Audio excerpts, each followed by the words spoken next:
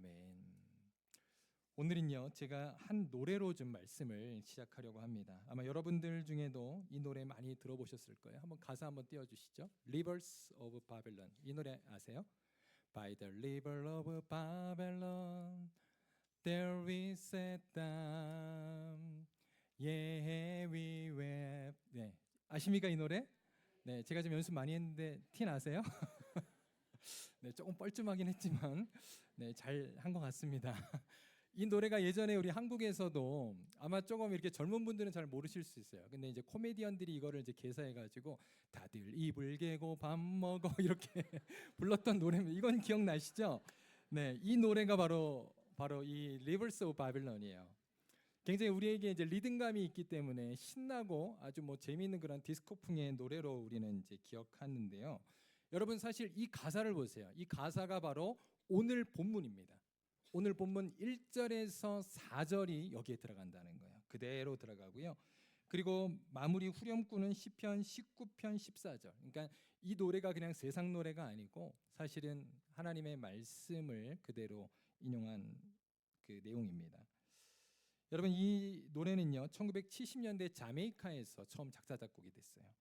자메이카의 레게 듀오인 더 멜로디언스라고 하는 두 우리 가수가 처음 발표한 곡입니다. 그때는 별로 호응을 받지 못하다가 이제 나중에 1978년에 아마 그때 이제 젊은 시절을 보냈던 분들은 아실 텐데 독일의 그룹인 보니 M이라고 하는 그룹이 이것을 이제 리메이크하면서 굉장히 큰 세계적으로 인기를 얻었던 겁니다. 요즘에 이제 뭐 아파트 뭐 이런 노래들을 통해서 뭐 리메이크 해가지고 전 세계에 알려지는 것처럼 그렇게 알려진 노래예요.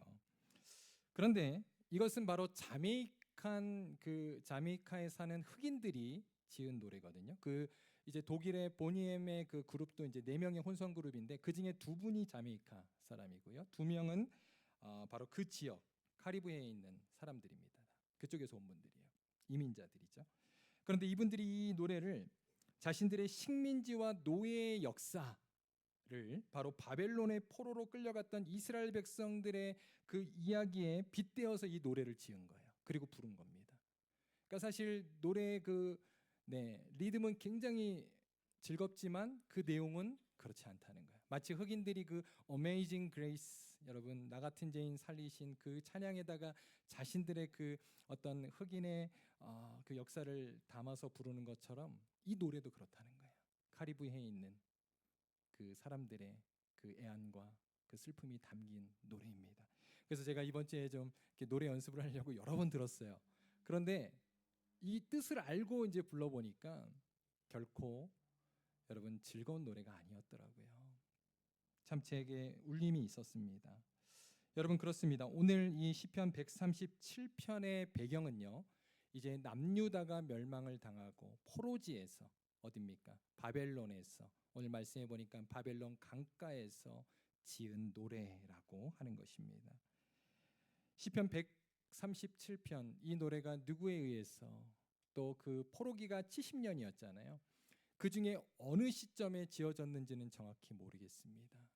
그런데 바로 이것은 하나님의 임재, 즉 시온을 기억하면서 자신들의 고향인 예루살렘을 기억하며 그들이 불렀던 노래였다라고 하는 것입니다.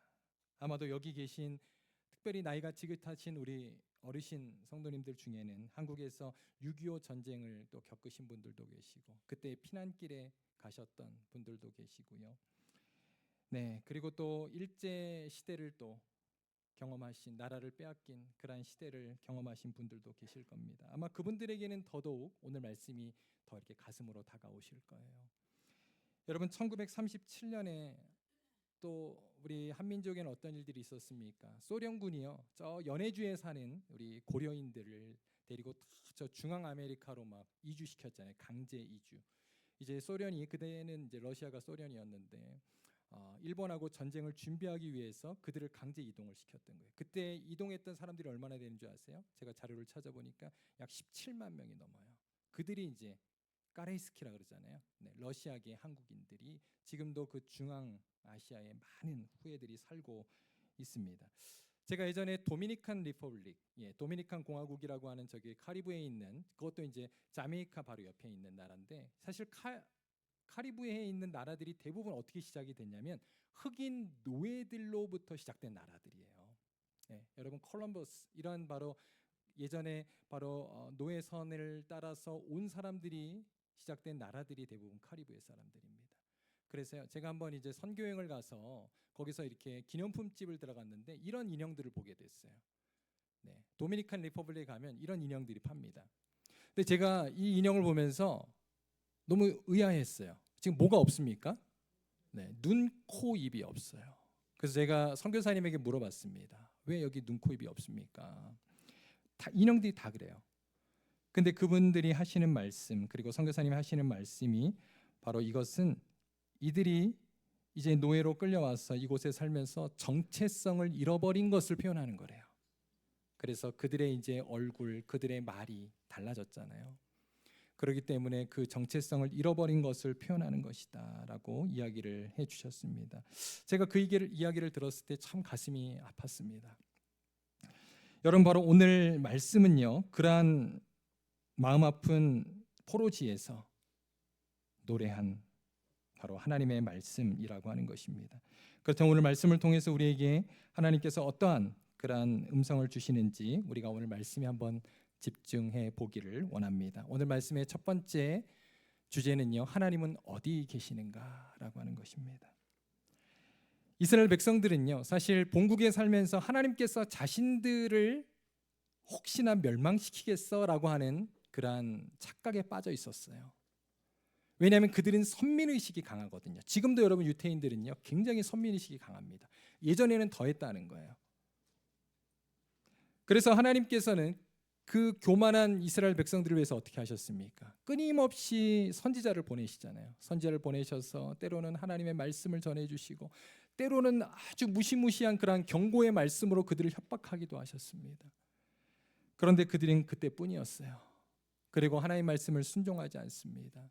나중에는 이제 이 선지자들을 잡아다가 막 감옥에 가두고요. 심지어 죽이기까지 했습니다. 그래서 우리가 아는 뭐 이사야 선지자 이런 선지자를 다 순교당했습니다.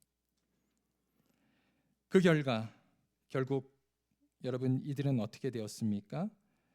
이들은 나라를 잃고 예루살렘 성전은 파괴되고 자유를 빼앗기게 되었다는 겁니다. 그리고 그들이 이제 끌려온 곳 그곳이 바로 바벨론입니다. 자, 그들의 처한 상황을 한번 오늘 말씀을 통해서 보겠습니다. 1절 한번 보여주세요. 다 같이 읽겠습니다. 시작.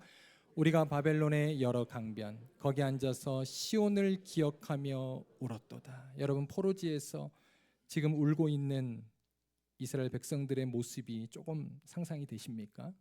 여기 1절에 보면 많은 정보들을 사실 담고 있어요. 이 당시에 바벨론의 강가, 여러분 바벨론의 대표적인 강은요 유프라데스 강과 티그리스 강입니다. 우리 문명의 발생지로도 굉장히 유명한 지역이잖아요. 그런데 그 많은 하류들이 있었어요. 지류들이.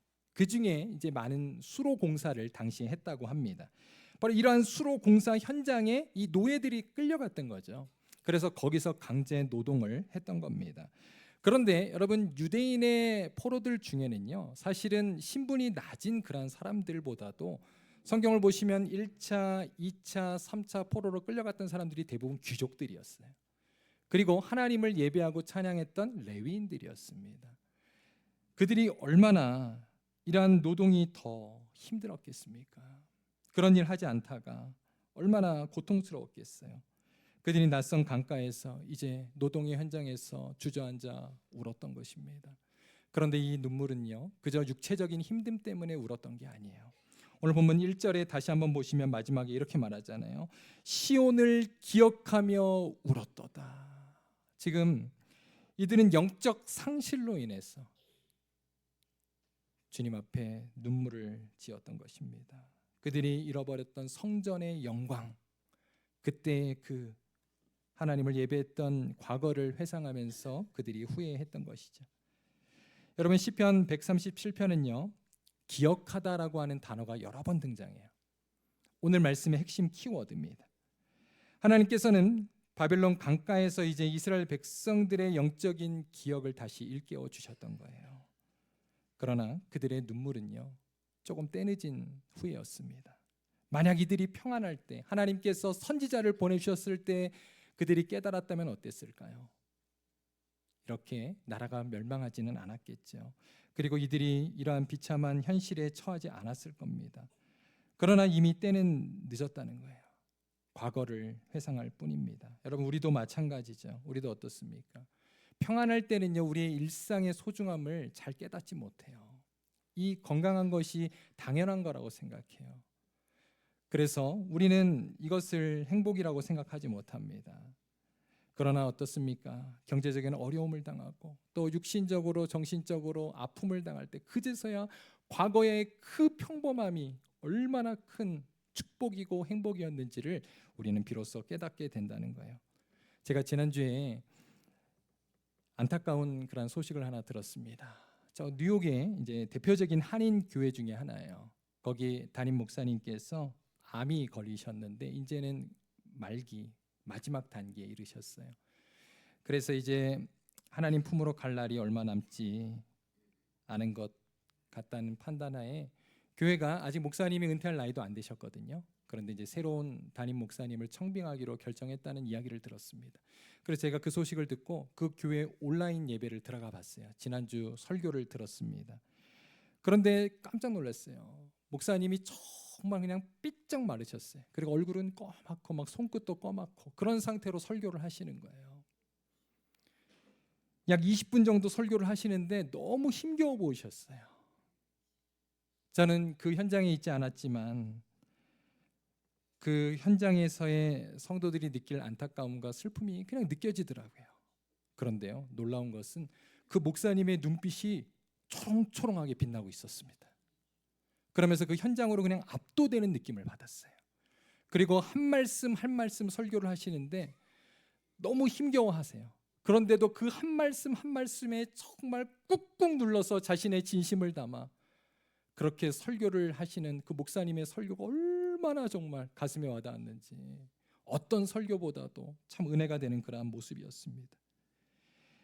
여러분, 제가 그걸 보면서 이런 생각을 했어요. 우리가 평소에도 정말 그런 마음으로 목회하고 그런 마음으로 설교하고 그리고 그런 마음으로 우리가 믿음 생활한다면 얼마나 좋을까. 그러면 우리가 드리는 예배마다, 우리가 드리는 그 정말로 사역마다 여러분 은혜가 넘칠 텐데 우리는 그렇지 못한다는 거예요. 평안할 때는 이게 당연한 거라고 생각하고 다음 주 또 있잖아 그러면서 이번 주 예배 대충 드리고 우리는 그렇게 살아갈 때가 많다는 겁니다. 여러분, 오늘 말씀 계속해서 보시면 2절을 보면 이제 이들의 상황이 절망적인 상태임을 보여줘요. 2절입니다. 한번 다 같이 읽겠습니다. 시작. 그 중에 버드나무에 우리가 우리의 수금을 걸었나니. 자, 여기서 걸었다. 수금이라는 건 악기잖아요. 악기를 지금 버드나무에 걸었다라고 하는 것은 그냥 쉬면서 잠시 나무에 올려놨다 이런 뜻이 아니에요. 여러분, 이것은 절망의 상징을 표현하고 있는 것입니다. 그래서 히브리 원어에 걸었다라고 하는 단어를 보면요, 유다가 나중에 자신이 이제 자살해 죽지 않습니까? 나무에 목을 걸어 죽어요. 그때 그 걸었다와 같은 어근입니다. 같은 뿌리의 단어라는 거예요. 그러니까 이 말은 지금 수금을 걸었다라고 하는 것은 더 이상 노래할 힘도 찬양할 이유도 없어서 좌절하고 낙심한 이들에게 모습을 보여주고 있는 것입니다. 또 여러분, 버드나무는 어떠한 나무입니까? 쭉 늘어진 그 가지가 있는 나무 아시잖아요. 그래서 버드나무는 고대 근동 지방에서도 비애와 슬픔의 상징을 뜻하는 나무였대요. 그 나무 아래에서 주저앉아 울고 있는 그 포로들의 모습, 자포자기한 모습을 한번 여러분 상상해 보시기를 바랍니다. 우리도 이러한 순간을 맞을 때가 종종 있습니다. 그것은 세상에서 삶의 무게로 인한 그런 절망감일 수도 있고요. 또 육신적으로 정신적으로 겪는 그러한 어려움 때문일 수도 있습니다.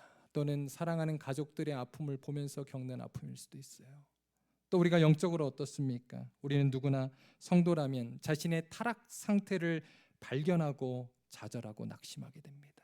아마 여러분에게도 이러한 경험이 있을 줄로 압니다. 그러나 역설적이게도요, 바로 이때 주님은 우리를 만나 주시는 줄로 믿습니다. 하나님께서는 그 절망의 자리에 찾아오신다는 거예요. 자, 그런데요, 3절을 보니까 이 공동체를 더 가슴 아프게 하는 일이 일어나요. 자, 3절 한번 다 같이 읽겠습니다. 시작.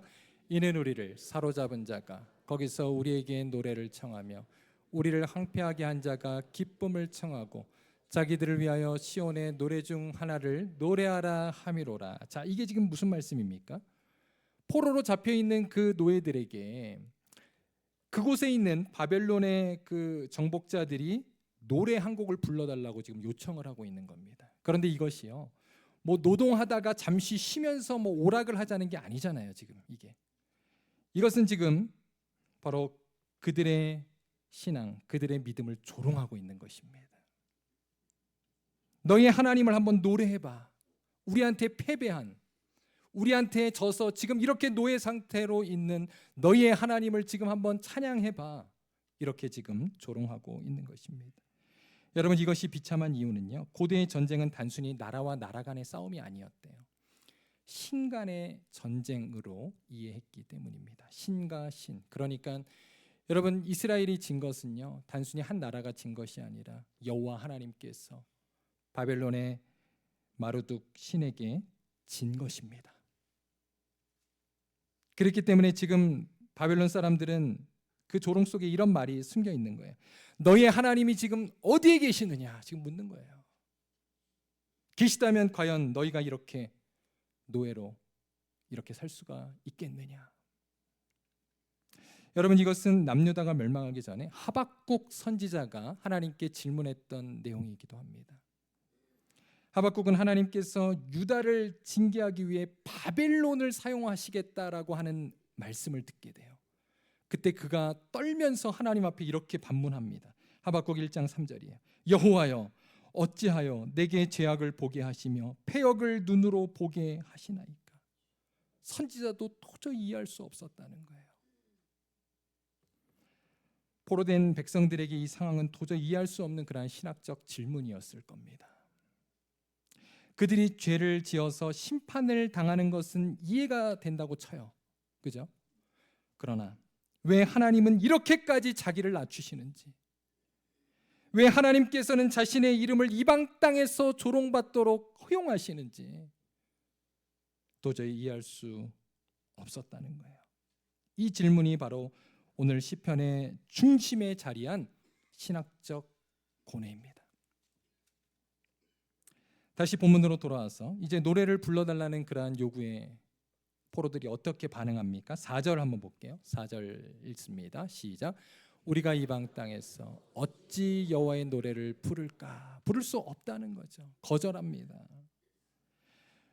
유다 공동체는요, 하나님의 이름을 그들 앞에서 망령되이 일컬을 수 없다라고 고백했던 거예요. 그들의 신앙을 고백합니다. 아마 이들이 이러한 고백을 하고 많은 어려움을 당했을 수도 있어요. 밥을 못 먹었을 수도 있습니다. 아이러니하게도요, 예루살렘에서는 그들의 신앙의 정체성을 지키지 못해서 그들이 멸망했는데 이제는 포로 자리에서 그들의 신앙의 정체성을 회복하는 모습을 보게 됩니다. 여러분, 이것이 바로 징계의 영적인 목적이었던 것이죠. 히브리서 12장 11절 한번 보겠습니다. 다 같이 읽겠습니다. 시작. 무릇 징계가 당시에는 즐거워 보이지 않고 슬퍼 보이나 후에 그로 말미암아 연단받은 자들은 의와 평강의 열매를 맺느니라. 하나님께서는요, 사랑하는 자에게 징계를 허락하신대요. 그런데 그것이 우리를 망하게 하고 버리기 위한 것이 아니라 오히려 그들로 하여금 옛 기억을 소환시키시고 바로 우리의 믿음의 정체성을 깨어나게 하시는 줄로 믿습니다. 여러분, 사람 간에도요, 우리가 같은 고향 출신 그리고 또 같은 뭐 학교 이런 사람들 만나면 어떻습니까? 동문들 만나면 굉장히 반가워요. 왜 그렇습니까? 동질감을 느끼기 때문입니다. 하나님도요, 사람들 중에 고난당하는 자들에게 동질감을 느끼신대요. 그래서 우리는 고난을 통해서 하나님의 사랑을 더욱 깨닫게 되는 것입니다. 사랑하는 성도 여러분, 혹시 여러분의 삶 가운데도 고난이 있습니까? 오늘 말씀과 같이 도저히 이해할 수 없는 그러한 질문이 있습니까? 그 고난이 혹시 하나님께서 우리의 영적인 기억을 다시 깨우기 위한 손길은 아닐까요? 우리가 이 시간 점검해 볼 수 있기를 바랍니다. 그렇다면 그 아픔은 저주가 아닙니다. 바로 우리를 영적으로 회복하시는 출발점이 될 줄로 믿습니다. 자, 그다음 두 번째 오늘 말씀의 핵심 주제는 한 사람의 영적 예배자가 깨어나는 것입니다. 자, 5절 6절 말씀 한번 읽을게요. 시작. 예루살렘아 내가 너를 잊을진대 내 오른손이 그의 제주를 잊을지로다. 내가 예루살렘을 기억하지 아니하거나 내가 가장 즐거워하는 것보다 더 즐거워하지 아니할진대 내 혀가 내 입천장에 붙을지로다. 네, 조금 어렵습니다. 번역이 어렵게 돼 있어요. 그래서 제가 새 번역으로 한번 여러분에게 읽어드릴게요. 한번 잘 들어보세요. 5절 6절입니다. 예루살렘아 내가 너를 잊는다면 내 오른손이 내 죄주를 잊게 하여라. 내가 예루살렘을 내 최고의 기쁨으로 여기지 않는다면 내 혀가 입천장에 붙어 말하지 못하게 하여라. 이런 뜻이에요. 여러분 이런 시는 사실 조금 어렵게 번역이 되는 경우들이 있어요. 개역개정에. 그래서 여러분이 이제 다른 타 번역을 통해서 한번 이렇게 읽어보시는 거 큰 도움이 됩니다. 그런데 5절에 보면 이제 주어가 바뀌어요. 여러분 1절에서 4절까지는요 주어가 공동체였습니다. 복수예요. 우리. 그런데 이제 5절에서부터 주어가 어떻게 바뀝니까? 1인칭으로 바뀌어요. 내가 그럽니다. 자, 한 사람. 내가 바로 이 한 사람의 고백으로 바뀝니다. 이제 복수에서 단수로의 변화죠. 이것은 단순한 문법적인 전환이 아니라 바로 공동체의 눈물 속에서 한 사람의 예배자가 살아나는 모습을 보여주는 거예요. 5절에서 6절의 중심 단어도 기억입니다. 시인은 예루살렘을 신앙의 기쁨의 중심으로 기억하고 고백하겠노라고 주님 앞에 다짐하고 있는 것입니다. 여러분 이처럼 지금 이 말씀에 한 사람의 예배자가 살아나는 것은요 매우 인상적입니다. 왜 그런지 아세요? 사실 남유다가 멸망당한 이유가 한 사람의 예배자가 없었기 때문이에요. 자, 우리 한번 그 말씀 한번 보겠습니다. 예레미야 5장 1절 다 같이 읽습니다. 시작. 너희는 예루살렘 거리로 빨리 다니며 그 넓은 거리에서 찾아보고 알라. 너희가 만일 정의를 행하며 진리를 구하는 자를 한 사람이라도 찾으면 내가 이 성읍을 용서하리라. 보세요. 하나님께 당시에 한 사람의 예배자가 없었기 때문에 남유다가 멸망했다라고 말하고 있습니다. 그런데 지금 오늘 말씀에 한 사람의 예배자가 살아나고 있잖아요. 이스라엘은 모든 것이 넉넉하고 풍족할 때는 하나님을 잃어버렸지만 이제 포로의 땅에서 절망의 땅에서 다시 그들의 신앙이 회복되고 있습니다. 그런데 이 한 사람의 회복이 공동체 회복으로 이어져요. 자, 그러한 예언의 말씀이 선지자들을 통해서도 계속해서 선포됩니다. 자, 이사야서 6장 13절 한번 제가 읽을게요. 밤나무와 상수리나무가 배임을 당하여도 그 그루터기는 남아있는 것 같이 거룩한 씨가 이 땅의 그루터기라 하시더라. 자, 이 거룩한 씨, 한 영혼. 자, 그 다음 한번 또 넘겨주세요. 에스겔서 37장 9절에서 10절 다 같이 읽습니다. 시작. 생기야 사방에서부터 와서 이 죽음을 당한 자에게 불어서 살아게 하라 하셨다 하라. 이에 내가 그 명령대로 대언하였더니 생기가 그들에게 들어가매 그들이 곧 살아나서 일어나 서는데 극히 큰 군대더라. 여러분 군대는 공동체잖아요. 에스겔이 포로지에서 활동했던 선지자입니다. 이제 한 사람에서 공동체가 영적인 회복을 일으켜나는 것을 보게 되죠. 여러분 이처럼 한 사람의 변화가 중요하다는 거예요. 바라기는 그 한 사람의 주인공이 다른 누군가가 아니라 내가 될 수 있기를 바랍니다. 그 주인공이 내가 될 수 있기를 바랍니다. 여러분 내가 변하면요 우리 가정이 변화됩니다. 그리고 내가 변하면 우리 교회와 우리 공동체가 우리 오이코스가 더욱 회복되고 영적으로 살아나게 될 줄로 믿습니다. 저 사람만 변하면 여러분 이렇게 생각하지 마세요. 내가 변하면 여러분 우리의 공동체도 변화된다는 것입니다. 제가 우리 성도님들에게 가장 많이 듣는 기도 제목은요 당연히 사랑하는 가족들의 구원의 문제예요. 우리 성도님들 중에 사랑하는 가족들의 그 구원의 문제를 가지고 눈물로 아픔으로 그렇게 기도하는 분들이 참 많으시더라고요. 믿지 않는 부모님, 또 배우자, 우리 자녀들 그리고 친척들 위해서 기도하시는 분들이 참 많으세요. 예전에는 신앙생활을 했는데 이제 여러 가지 이유로 교회를 떠났고 이제는 하나님과도 멀어진 그러한 가족들의 이야기를 들을 때가 있습니다. 참 가슴이 아픕니다. 그래서 제가 아는 어떤 분은요 그렇게 기도하셨대요. 가족들의 그 구원을 위해서 기도하는데 그 부모님이 아마 사업을 하셨나 봐요. 사업이 꽤 잘 되셨던 모양이에요. 그래서 주일날도 이제 사업 때문에 교회를 못 나오신 거예요. 그래서 그렇게 기도했대요. 하나님, 우리 엄마 아빠를 구원해 주세요.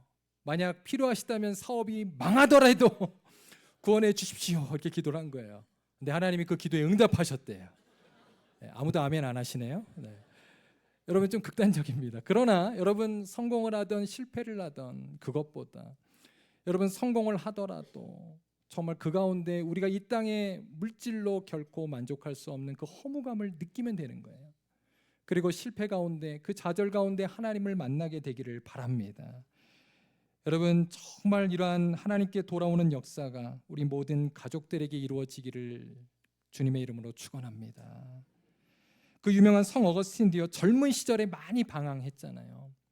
그리고 이제 그가 나중에 어머니의 기도로 다시 돌아온 뒤에 참회록에 그의 책에 이렇게 고백했습니다. 이제 참회록에 있는 내용을 한번 제가 인용해서 말씀드릴게요. 어머니는 나를 한 번은 육체적으로 낳았고 내가 하나님께 돌아올 때는 영적인 해산의 고통으로 다시 나를 낳았습니다. 이렇게 고백했어요. 그래서 그의 목회자였던 당시에 밀란의 암브로시스가 그런 얘기했잖아요.